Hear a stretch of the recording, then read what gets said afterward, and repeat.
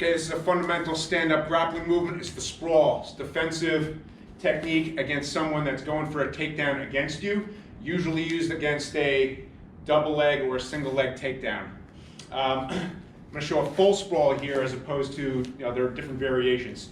So if we're fighting jockey around and Dan goes for a double leg takedown, I'm going to splay my legs out the back, wide on the balls of my feet, and land full force with my chest on his back and keep my hips relatively low, right? If Dan tries to reach for my legs, I'm going to splay my hips out even further, put my hips lower, right? So that reach with the other hand, Dan, so they can see. So I'm going to splay my hips out further and hips lower, so that it's much harder for him to grab. From here, I can sprawl, I can spin around to the back, keeping him in the turtle position. I can go for the rear mount, etc. But that's the sprawl. So show it again. So other side. Actually, let me show it from a different angle. From this angle here, Dan goes for my legs, and I sprawl. Legs wide on the balls of my feet. My chest is on his back here, you can see, and I have my hands in tight. I'm not reaching underneath him like this, right? I'm keeping my hands up. I want him to be able to grab my arms, keep my elbows in tight, right? And keeping good balance on top of him.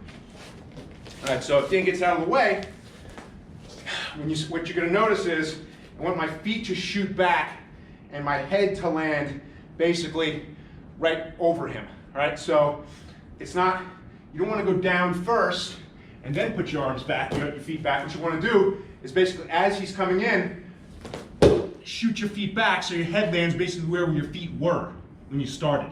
Right, and land and slap the ground. When you're practicing this, you can slap the ground with your forearms. All right, so your body is essentially staying pretty much straight, and you're just shooting your feet backwards. All right, that's the most efficient way to do this. That's a full sprawl. You also see variations of this sometimes taught.